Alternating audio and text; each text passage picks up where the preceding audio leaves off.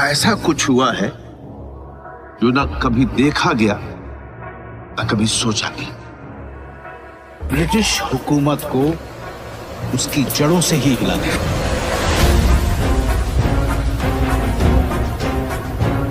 पहले कि मैं खून की नदियां बहा दूं, दफा हो जाओ यहां से। क्यों नाराज हैं बॉलीवुड के प्रोड्यूसर्स राजामौली से? क्या साउथ की मूवीज हावी हो रही है बॉलीवुड पर? क्यों हो रहे हैं राजामौली इम्पेशेंट? हेलो दोस्तों, मेरा नाम है रोहित नारवारा और मैं आपका स्वागत करता हूं बॉलीग्रेड स्टूडियोज की एक और नई वीडियो में। बाहुबली से पूरा इंडिया में हलचल मचाने के बाद फिल्म निर्देशक एस.एस. राजामौली फिर से एक बड़े पैमाने पर फिल्म बना रहे हैं जिसका टाइटल है RRR। ये मूवी इंडिया की अभी तक की सबसे बड़ी एक्शन ड्रामा होने वाली है। कोविड की वजह से काफी वाद विवाद के साथ ये मूवी मार्च 25, 2022 को रिलीज होने के लिए तैयार है। फिल्म में साउथ के मशहूर एक्टर रामचरण और जूनियर NTR एक साथ नजर आएंगे। बहुत सारे साउथ एक्टर्स के साथ साथ हिंदी सिनेमा का भी एक जाना माना चेहरा फिल्म में दिखाई देगा। हम बात कर रहे हैं मशहूर बॉलीवुड एक्ट्रेस आलिया भट्ट की।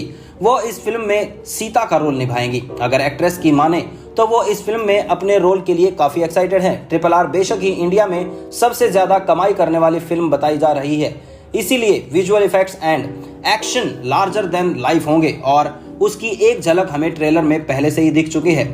जब DVV एंटरटेनमेंट ने ये ट्रेलर रिलीज किया तो इसने फैंस को दीवाना बना दिया था। आज के डेट में फैंस अपनी आंखें गड़ाए बैठे हैं कि कब ये मूवी बड़े पर्दे पर आएगी। इस मूवी के डायरेक्टर राजामौली ने कहा है कि इसमें उन्होंने एक बड़े स्केल एक्शन सीक्वेंसेस रखा है जहां हमारे मेन लीड जूनियर NTR एक टाइगर के साथ लड़ाई करते हुए दिखेंगे। साथ ही उन्होंने बताया कि फिल्म के लिए इंडिया का सबसे महंगा सेट भी निर्माण किया गया है। दर्शकों को ये सीन देख के अचंभक करने की गारंटी लेते हैं राजामौली। रामचरण कहते हैं कि ये फिल्म उनके लिए बहुत चैलेंजिंग थी, मेंटली, फिजिकली और इमोशनली भी। उनको बहुत हार्श फिजिकल ट्रेनिंग करनी पड़ी थी जो उनके हेल्थ पे इफेक्ट करने लगी। फिर एक मोमेंट पर तो वो इस मूवी को छोड़ने की कगार पर थे, लेकिन फिर भी बहुत मेहनत से उन्होंने अपना कॉन्ट्रैक्ट पूरा किया। जैसा कि हमने ट्रेलर में देखा कि रामचरण और रामा राव का कैरेक्टर फ्रीडम स्ट्रगल के टाइम पर बेस्ड है, इसीलिए राजामौली ने कहा था वो चाहते थे कि उनके एक्टर्स सिर्फ एक्ट नहीं बल्कि उस रिस्पॉन्सिबिलिटी को भी फील करें और वो नेचुरल फीलिंग ही कैमरे पे कैप्चर हो। टॉलीवुड का मार्केट पर जोर देख के शायद बॉलीवुड भी डर रहा है।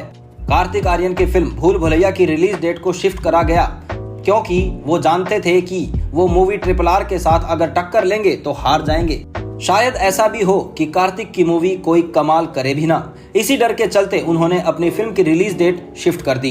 लास्ट मंथ जब राजामौली ने RRR के 2 प्रोबेबल डेट्स अनाउंस किए तो बॉलीवुड के लोगों को ज्यादा खुशी नहीं थी, क्योंकि बॉलीवुड में तब आने वाली बड़ी फिल्में जैसे कि अक्षय कुमार की बच्चन पांडे, आलिया भट्ट की गंगूबाई काठियावाड़ी भी तैयार खड़ी थी रिलीजिंग के लिए।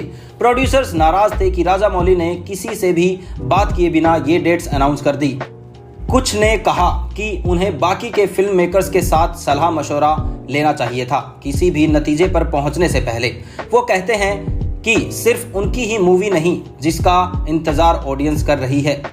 हम आगे के टाइम में देख सकते हैं कि ये टॉली और बॉली का झगड़ा धीरे धीरे बढ़ता जा रहा है, वैसे डेट्स को लेकर हो या हिंदी डब कैंसिल होने को लेकर।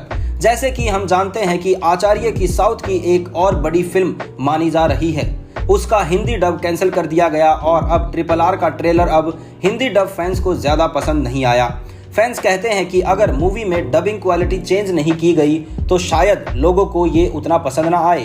अब ये तो जानने के लिए इंतजार करना पड़ेगा कि फिल्म मेकर्स इस मामले पर क्या करते हैं।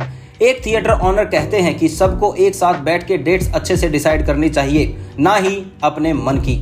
ये मूवी तो कोविड की वजह से रिलीज हो भी नहीं पाई थी, लेकिन फिर भी कितने सारे बड़े मूवीज को अपने रिलीज डेट पोस्टपोन करने पड़े। राजामौली को ऐसा सेल्फिश डिसीजन नहीं लेना चाहिए था। बॉलीवुड के इनसाइडर ये भी कहते हैं कि ये सब पैसे की वजह से हो रहा है। जैसे कि आपको पता है कि RRR इंडिया की one of the most costly फिल्मों में से एक होने वाली है और इसके प्रमोशन पर मार्केटिंग टीम ने कोई भी कसर नहीं छोड़ी है। इंडिया के साथ साथ दुबई और दूसरे देशों में भी इसका प्रमोशन किया जा रहा है।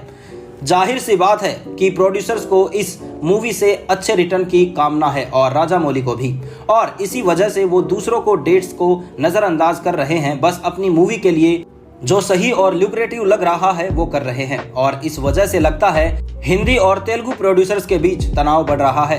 ये भी बात है कि RRR के साथ इंडस्ट्री के बहुत बड़े नाम जुड़े हैं, इसीलिए कोई उनको ज्यादा कुछ नहीं बोल रहा। उनके पास ये एडवांटेज था कि वो 2 डेट्स अनाउंस कर दे, तो उन्होंने कर दिया। लेकिन अब छोटी और अच्छी मूवीज का क्या, जो ये सब चीज अफोर्ड नहीं कर सकती। ऐसे सभी झमेलों और बड़े पैसों वाले डायरेक्टर्स की वजह से ही इन लॉ की मूवीज को वो रिकॉग्नाइजेशन नहीं मिल पाती। ऐसा तो तय है कि इस डिसीजन से राजामौली ने बहुत से लोगों को नाराज किया है, बड़े बड़े प्रोड्यूसर्स से लेकर थिएटर ऑनर्स तक। अब देखना यह है कि आगे ये चीज राजामौली को कितना इफेक्ट करती है। आपको क्या लगता है इस बारे में हमें कमेंट करके जरूर बताएं। और अगर आपको ये वीडियो अच्छी लगी हो तो इसे लाइक करें, शेयर करें और हमारे चैनल को सब्सक्राइब करना बिल्कुल ना भूलें। धन्यवाद।